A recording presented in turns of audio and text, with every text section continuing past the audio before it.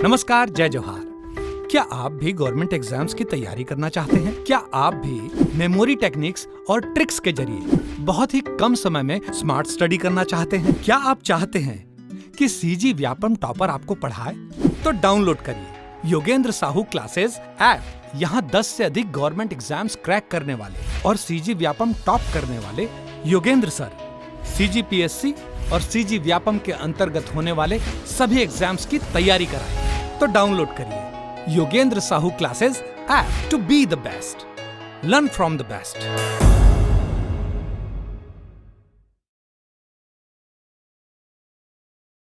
कोई भी सपना साकार करने के लिए सबसे जरूरी है सही कोच का होना। चुनिए Yogendra Sahu classes first rank को और करें अपने सीजी व्यापम सीजीपीएससी का सपना साकार। Download the app now. नमस्कार दोस्तों, स्वागत है आपका योगेंद्र साहू ऑनलाइन क्लासेस में। पिछले क्लास में हमने देखा था इतिहास का वर्गीकरण कि कौन कौन से आधार पर किया गया है, कौन कौन से इसके काल रहे हैं, उन कालों के अंदर हमें किन किन बारे में पढ़ना है, राष्ट्रीय राजवंश क्या थे, ठीक है, उनसे संबंधित कौन से जो प्रमुख स्थल है उसे हमने याद किया था और खोजकर्ता और खोज के बारे में पढ़े थे। आज हम उसी के आगे बढ़ते हैं और विशेष तथ्य जरूर देखते हैं, ठीक है। अगर आपने पिछला क्लास नहीं देखा हो तो उसे ज़रूर देखिएगा क्योंकि वो बहुत ही इंपॉर्टेंट है, ठीक। क्योंकि कोई भी चीज़ का आप शुरुआत अगर नहीं देखते हैं तो आप पीछे हो जाएंगे, क्योंकि शुरू से अगर देखते आएंगे तो एक फ्लो बनता है। तो आप पहला वीडियो जरूर देखिएगा। तो आज शुरू करते हैं हम। इसमें हम देखते हैं कि विशेष तथ्य में क्या क्या चीज़ें हैं, तो ये आपको देखना है। इसमें आप देखेंगे कि रायगढ़ जिले के कर्मागढ़, बसनाझर, ओंगना, भैंसागढ़ी, लेखापाड़ा, बेनीपट्टा, बोरदल्दा आदि शैलचित्र प्राप्त हुए, आदि से शैलचित्र प्राप्त हुए। और ये सारे के सारे मैंने आपको नवपाषाण काल में याद कराए थे। ये सारी इन सभी जगहों के नाम मैंने नवपाषाण काल में आपको याद कराए थे, नवपाषाण कालीन युग में। ये आपको ध्यान हुआ तो ठीक है। तो इन सबसे क्या है, आपके शैल चित्र पाए जाते हैं, शैल चित्र। और सर्वाधिक शैल चित्रों के रूप में आपका रायगढ़ क्षेत्र ही जाना जाता है। इतने सारे क्षेत्र को नाम पहले भी आप देखेंगे, सिंघनपुर की गुफा वो भी आपके रायगढ़ क्षेत्र में पड़ेंगे। तो शैल चित्रों के रूप में सर्वाधिक विख्यात है आपका रायगढ़ क्षेत्र, ये आपको याद रखना है। अब इसमें हम आगे देखते हैं प्राचीन गुफा। तो सबसे प्राचीन गुफा मैंने पिछले क्लास में बताया, सिंघनपुर की गुफा को ही कहा जाता है, सिंघनपुर की गुफा को कहा जाता है। और उसके बाद आपका कब्र पहाड़, पहले नंबर में आपका सिंघनपुर, दूसरे में आपका है कब्र पहाड़, ये आपको याद रखना है। सबसे लंबी गुफा तो बोतलदा की गुफा, ये नवपाषाण कालीन है। बोतलदा की गुफा, तो बोतल एक लंबा होता है, बोतल लंबा होता है ना, तो उससे याद कर लेना, सबसे लंबी गुफा बोतलदा, लंबा बोतल ऐसे करके याद कर सकते हैं आप, रिलेट करके, लंबा बोतल, बोतलदा की गुफा सबसे लंबी गुफा।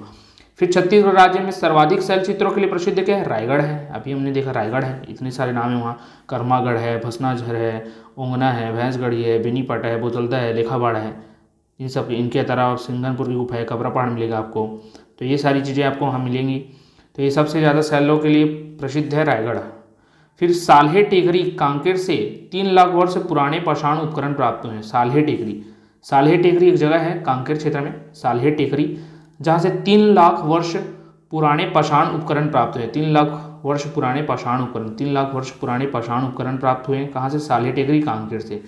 फिर चरामा, कांकेर से प्राचीन शैल चित्रों में भी एलियंस के प्रमाण मिले हैं। अब जो चरामा क्षेत्र है कांकेर का चरामा क्षेत्र है, वहाँ से आपके प्राचीन शैल चित्रों में एलियंस के प्रमाण मिले हैं, चरामा एलियंस, ठीक, ये आपको याद रखना है। तो ये दोनों बहुत ही इंपॉर्टेंट है, नए पॉइंट है ये। साल्हे टेकरी, कांकेर से 3 लाख वर्ष पुराने उपकरण और चरामा से एलियंस के प्रमाण प्राप्त हुए, ये आपको याद रखना है शैल चित्रों में। और किन में पूछा जाए तो शैल चित्रों में एलियंस के ना। तो ये विशेष तथ्य थे। आज हम चालू करेंगे पूर्व पाषाण काल, जिसके बारे में विस्तृत अध्ययन करते चलेंगे हम। तो पूर्व पाषाण काल, इसे मैंने बताया था कि ये आपके प्राग ऐतिहासिक काल के अंतर्गत आता है और ये पहला उसका काल है, पूर्व पाषाण काल, ठीक। पूर्व मतलब पहले का काल, पाषाण मतलब पत्थरों वाला। तो यहाँ जो भी चित्र होंगे वो आपके पत्थरों से बनाए गए होंगे, पत्थरों पर बनाए होंगे, औजार भी पत्थरों से निर्मित होंगे। तो ये पूर्व पाषाण काल के अंतर्गत आते हैं, ये आपको याद रखना है, ठीक। इसमें प्रमुख क्या था, तो प्रमुख था आपका सिंघनपुर की गुफा। इसके अलावा हमने पढ़ा था सोनबरसा, गीधा पढ़ा था, छापा मार पढ़ा था, और आपका बी से भंवर खोल भी पढ़ा था। तो SSC BG करके हमने याद किया था, SSC BG करके पूर्व पाषाण काल में, ठीक। तो सिंघनपुर देखते हैं जो कि सबसे विशेष है, ये रायगढ़ जिले में पड़ता है, आपका सबसे प्राचीनतम गुफा है, ठीक है। इसका उपनाम क्या है? तो छत्तीसगढ़ का भीमबेटका। उपनाम क्या है? छत्तीसगढ़ का भीमबेटका। अब छत्तीसगढ़ का भीमबेटका क्यों? तो जो भारत की स्थिति है उसके अनुसार आप देखेंगे कि जो पूर्व पाषाण काल या शैल चित्रों की जहाँ प्राप्ति हुई थी वो सबसे पहले आपके भीमबेटका क्षेत्र में प्राप्त हुई थी। सबसे पहले भीमबेटका क्षेत्र में प्राप्त हुई थी। और ये भीमबेटका कहाँ है? ये आपके एमपी में है। तो भारत की स्थिति के अनुसार सबसे प्रथम शैल चित्रों का जो खोज हुआ था वो आपके भीमबेटका में हुआ था। और उसी आधार पर देखे जाए तो छत्तीसगढ़ में किसका? सिंघनपुर में, छत्तीसगढ़ के सिंघनपुर में शैल चित्रों की प्राप्ति हुई थी, इसलिए छत्तीसगढ़ का इसे भीमबेटका कहा जाता है। तो क्यों कहा जाता है ये मैंने बता दिया आपको। छत्तीसगढ़ का भीमबेटका, सिंघनपुर, स्थान रायगढ़ पढ़ लिया हमने। अब इसकी स्थिति क्या है? तो यह जो गुफा है आपके चौड़ाढाल पहाड़ी के गिरिपाद पर स्थित है। चौड़ाढाल पहाड़ी, अगर आपने भौगोलिक विभाजन वाला लेक्चर नहीं देखा है तो आप जरूर देखिएगा, क्योंकि उसमें मैंने बताया था कि चौड़ाढाल कहाँ पर स्थित है। ये 3 जो जिले हैं उनमें स्थित है, जहाँ जो बहुत सारी छोटी छोटी पहाड़ियों की एक श्रेणी पाई जाती है, जिसे चौड़ाढाल नाम दिया गया है। और ये जो चौड़ाढाल है उसके गिरिपाद पर, गिरिपाद मतलब जो चौड़ाढाल पहाड़ी, गिरिपाद मतलब ये पर्वत के निचले हिस्से पर, पर्वत के निचले वाले हिस्से पर इस गुफा का निर्माण हुआ है या गुफा बना हुआ है। तो ये है गुफा गिरिपाद। गिरिपाद क्या होता है ये बता रहा था मैं, ठीक है। तो ये चौड़ाढाल पहाड़ी के गिरिपाद पर स्थित है। चौड़ाढाल पहाड़ी पर्वतों की एक छोटी छोटी पर्वतों की श्रृंखला है। यह पहाड़ी हसदेव और मांड नदी बेसिन में स्थित है। अब ये जो चौड़ाढाल पहाड़ियाँ हैं, जो छोटी छोटी पहाड़ियाँ हैं, वो आपके हसदेव मांड बेसिन में ना स्थित है। एक ओर इसके हसदेव नदी और दूसरी ओर इसके मांड नदी बहती है, तो इसी बेसिन पर ये स्थित है, ठीक है। फिर आगे देखते हैं हम, इसमें देखेंगे कि यहाँ जो शैल चित्र पाए जाते हैं वो सर्वाधिक प्राचीन है। मैंने शुरू से बताया था आपको, सिंघनपुर की गुफा सर्वाधिक प्राचीन गुफा है। और उसी आधार पर देखेंगे कि यहाँ जो शैल चित्र पाए जाते हैं वो सबसे प्राचीन शैल चित्र है, और लिखा भी गया है छत्तीसगढ़ की प्राचीनतम गुफा है ये, ठीक। फिर खोज कब हुई थी? तो 1910 ईस्वी में हुई थी। किसके द्वारा? तो एंडरसन के द्वारा हुई थी, जो अंग्रेज इतिहासकार थे। अंग्रेज इतिहासकार एंडरसन के द्वारा इनका खोज किया गया था। और इसमें पाए जाने वाले शैलाश्रयों का सर्वप्रथम इन्होंने अध्ययन किया था। अब जो खोजा है अध्ययन भी वही करेगा, अधिकतर केस में यही होता है कि जो खोजा है वही अधिकतर अध्ययन करेगा। कहीं कहीं पर अलग होता है कि खोजा किसी और ने, जानकारी एकत्र की किसी और ने, उसका अध्ययन किसी और ने किया, ठीक है। लेकिन यहाँ ऐसा नहीं है, यहाँ आपको वही याद रखना, 1910 में एंडरसन ने खोजा और इसका अध्ययन भी सर्वप्रथम इसी ने किया था। प्रकाशन कब किया? 1910 में तो खोजा, लेकिन 1918 में इसका प्रकाशन हुआ था। और इसका विस्तृत अध्ययन कल जब हम पढ़ रहे थे खोज के बारे में, तो इसकी विस्तृत अध्ययन के बारे में हमने पढ़ा था। विस्तृत अध्ययन बोला जाए या इसकी सर्वेक्षण किया जाए, इसका सर्वेक्षण किसने किया इस बारे में हमने देखा था। तो इसको हमने देखा था अमरनाथ दत्त ने इसका किया था, और इसके साथ में कुछ और लोग थे, जैसे एन घोष हो गया, आपके डी.एच. गार्डन हो गया, ये सारे नाम थे। तो आगे देखते हैं हम। तो 1923 से 27 में इसका विस्तृत अध्ययन किसके द्वारा किया गया? तो अमरनाथ दत्त द्वारा किया गया था। 3 डेट आ गए हैं इसमें, 3 डेट आपको याद रखने हैं। 1910 में खोज, 1918 में प्रकाशन, 1923 से 27 में इसका अध्ययन किया गया, ठीक है। सर्वप्रथम अध्ययन किया था किसने? तो ये एंडरसन ने किया था। लेकिन विस्तृत अध्ययन किसने किया था? तो अमरनाथ दत्त ने किया था। इन शैलाश्रयों में स्थित शैल चित्रों की जानकारियों का एकत्रण पुरातत्ववेत्ता लोचन प्रसाद पांडे एवं इतिहासकार एन घोष और डी.एच. गार्डन द्वारा किया गया है। तो एकत्रकर्ता में हमने इन तीनों का नाम याद किया था, एन.एच. से आपका एन घोष और एच से डी.एच. गार्डन और लोचन प्रसाद पांडे, मैंने ये भी याद कराया था आपको, ठीक। अब यहाँ जो है कैसे शैल चित्र पाए जाते हैं, इनका रंग कैसा है, इनके बारे में हम आगे देखते हैं। तो यहाँ जो शैल चित्र पाए जाते हैं उनका रंग है गेरुआ रंग है ये। अब गेरुआ रंग किस कारण से है? तो यहाँ आयरन ऑक्साइड का प्रयोग बांस या सरकंडों के माध्यम से किया गया होगा। ऐसा अनुमान लगाया जाता है कि जो गेरुआ रंग है उसके लिए आयरन ऑक्साइड का प्रयोग किया गया होगा। और कैसे? तो बांस या सरकंडों के माध्यम से पहले क्या किए होंगे कि गुफा में पत्थरों से उरेक कर शैल चित्र बनाए होंगे।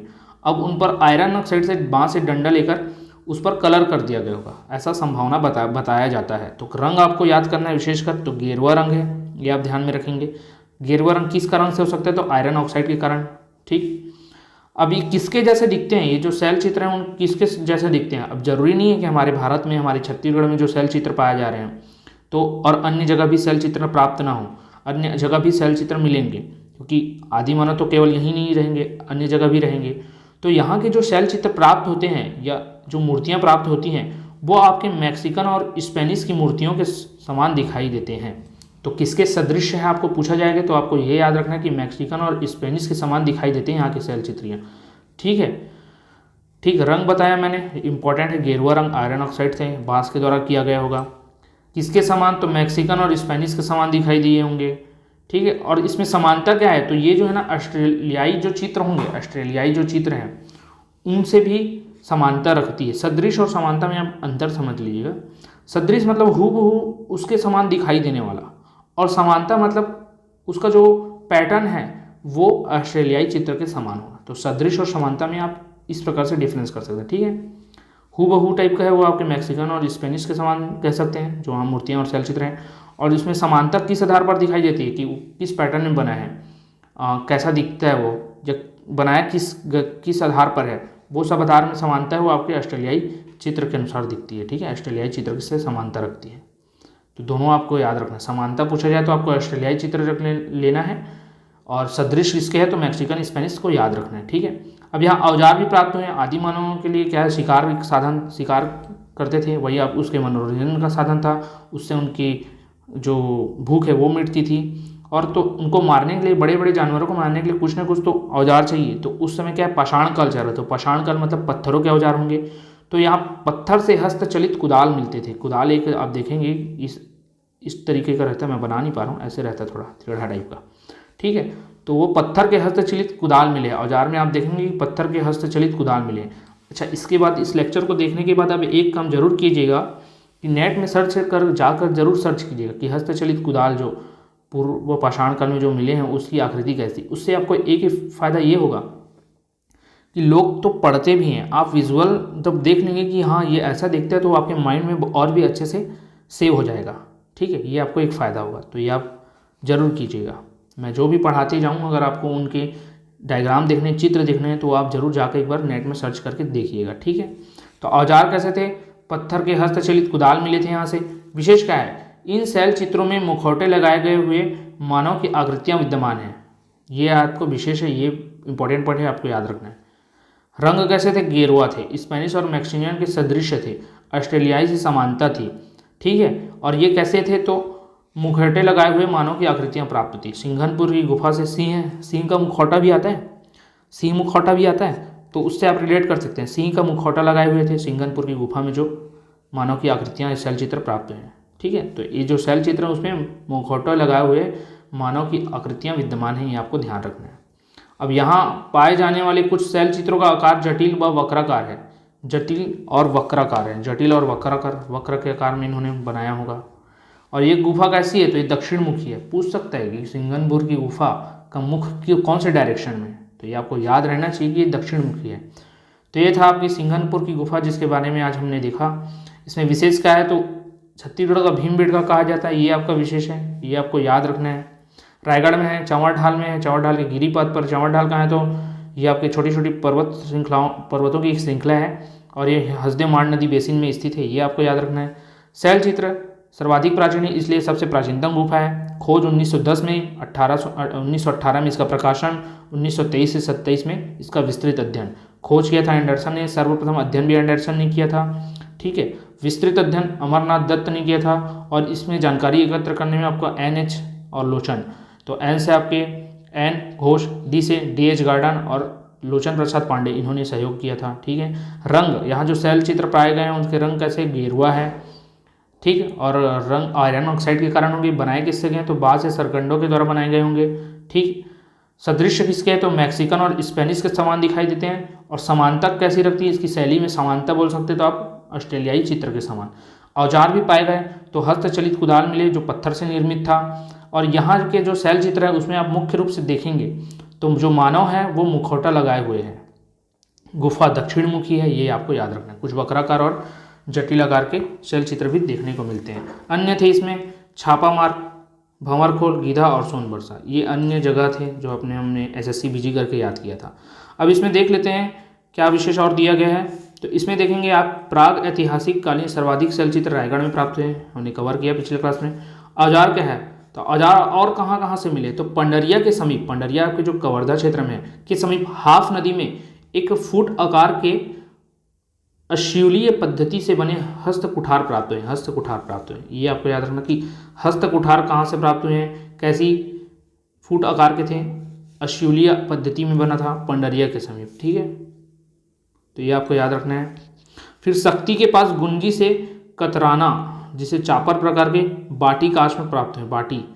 बाटी काश में गुंजी के पास से। ठीक है, तो ये आपको याद रखना है, कतराना। ठीक, कतराना प्रकार के बाटी काश में प्राप्त हुए कहाँ से, शक्ति के पास गुंजी से। तो ये दोनों अन्य पॉइंट भी आप जरूर याद रखिएगा। ठीक है, फिर आगे देखते हैं हम, इसमें जो चित्र है बना हुआ है यहाँ से हम देख लेते हैं कि ये हम पूरा जब लेक्चर देख लेंगे तो एक बार मैं इसे विजिबल करा दूंगा, क्योंकि अभी हमने सभी के बारे में नहीं पढ़ा है। तो आगे हम बढ़ते हैं, आज मध्य पाषाण काल के बारे में देखते हैं। मध्य पाषाण काल को मैंने आपको मकबरा से याद कराया था।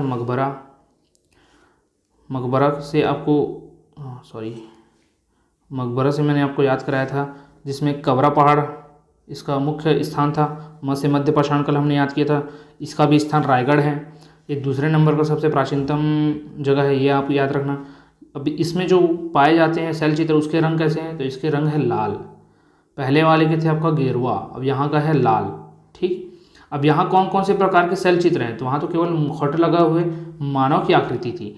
यहाँ आपके मध्य पाषाण काल में आप ये याद रखेंगे कि यहाँ की क्या बोलना चाहिए कि पशुपालन लगभग चालू हो गया था। तो पशुओं के चित्र आपको यहाँ देखने को मिल जाएंगे, जैसे छिपकली, घड़ियाल, कुल्हाड़ी, सांभर, इनके सभी के चित्र मिलने चालू हो जाते हैं आपको। तो कबरा पहाड़ में आपको शैल चित्रों में मानव के अलावा छिपकली भी मिलेगा, घड़ियाल भी मिलेगा, कुल्हाड़ी भी मिलेगा, सांभर भी मिलेगा। इन सभी के चित्र आपको देखने को मिलते हैं। ठीक है, सांभर अगर आपने देखा होगा तो हिरण के जैसे ही दिखाई देने वाला है।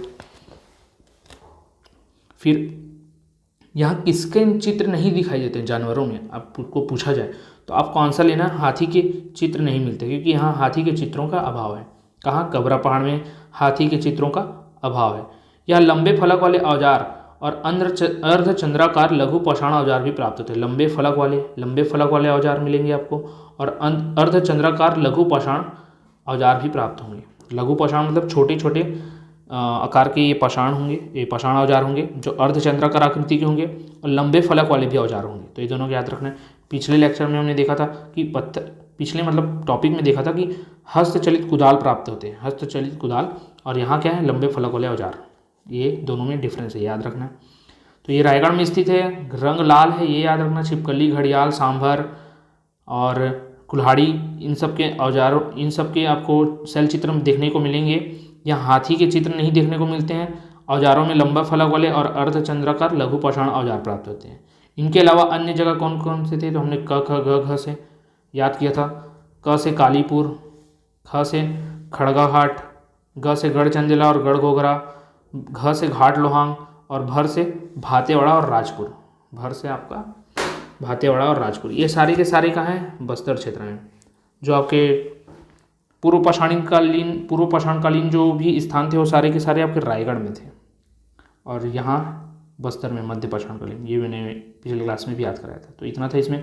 उत्तर पाषाणकाल को हमने देखा था उधम सिंह से रिलेट किया था इसे। उधम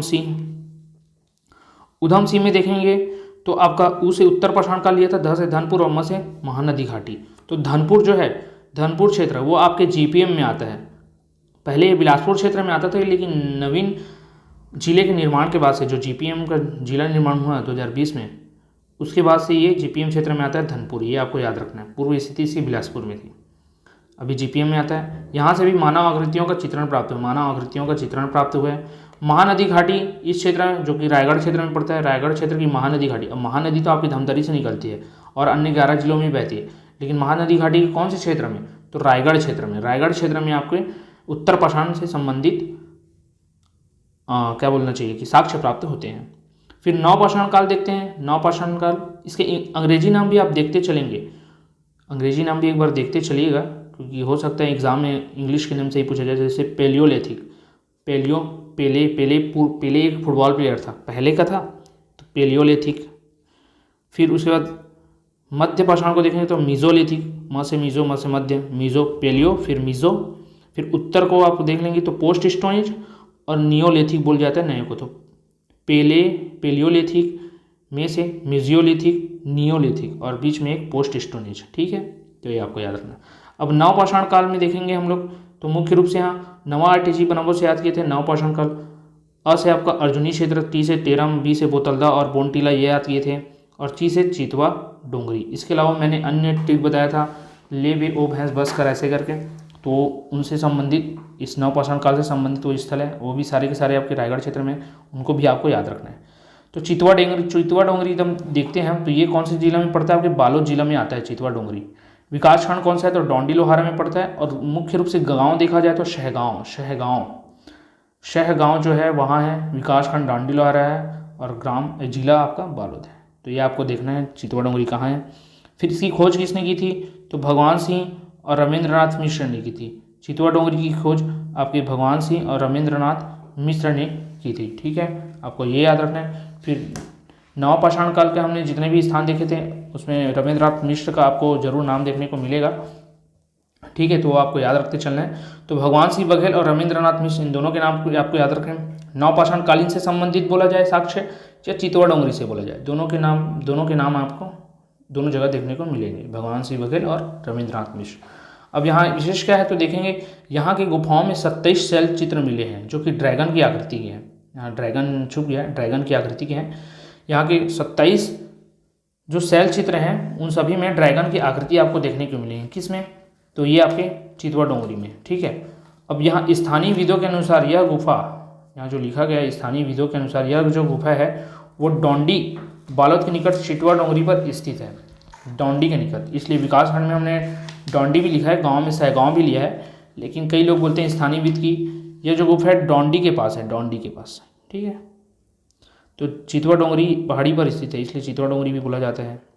भगवान श्री रविंद्रनाथ मिश्र इन्होंने खोजा है। 27 चलचित्र मिलते हैं जिसमें ड्रैगन की आकृति उपस्थित है, ये आपको याद रखना है। तो पिछले क्लास में हमने देखा था कि एलियन की भी जो शैल आकृति आपको देखने को मिलेगी, और यहाँ से चितवा डोंगरी से हम देख रहे हैं ड्रैगन की आकृति। तो ड्रैगन की आकृति आपको याद रखना है, ड्रैगन की आकृति चितवा डोंगरी। तो चीता ड्रैगन दोनों हैं, चीता ड्रैगन इस प्रकार से आपको याद करना है। ठीक है, चीता ड्रैगन यहाँ से याद हो जाएगा। फिर अर्जुनी आगे देखते हैं। अर्जुनी आपके बालोद जिला में स्थित है, पहले दुर्ग में आता था, अभी बालोद में है। यहाँ हथौड़े के समान चित्रित शैलाश्रय प्राप्त हुए हैं, हथौड़े के समान। कुल्हाड़ी कहाँ से मिला? तो आपके मध्यकालीन में आपको कुल्हाड़ी से मिले, कुल्हाड़ी के चित्र मिले थे कबरा पहाड़ से। अर्जुनी से देखेंगे तो यहाँ से आपके हथौड़े के मिलेंगे। ठीक है, तो ये आपको याद रखना है। फिर टेरम बोनटेला यहाँ से भी कुछ प्राप्त हुए होंगे, इसके बारे में कुछ विशेष जानकारी है नहीं। तो ये था आपका प्राग ऐतिहासिक काल के कुछ 4 भाग, जिसमें हमने सभी के बारे में विस्तृत जानकारी देखी। पहला था आपका प्राग ऐतिहासिक के अंदर 4 कौन से? पूर्वपाषाण काल, दूसरा था मध्य, तीसरा था उत्तर और चौथा था आपका नवपाषाण काल। इनके बारे में देखा। हम आगे अब प्राग ऐतिहासिक के कुछ और साक्ष्य जो कुछ टॉपिक बचे हैं उसे नेक्स्ट वीडियो में कवर करेंगे, और आगे देखेंगे आपके आद्य ऐतिहासिक और ऐतिहासिक काल के बारे में। ठीक है, तो आज के वीडियो में इतना ही रखते हैं। ठीक, अगर आपको किसी भी प्रकार की डाउट हो तो आप हमें कमेंट करके ज़रूर बताइएगा, और इस सेशन को ज़्यादा से ज़्यादा शेयर कीजिएगा ताकि और भी लोगों तक ये वीडियो पहुँचे और उन्हें भी फ़ायदा हो। तो अभी के लिए इतना ही, धन्यवाद।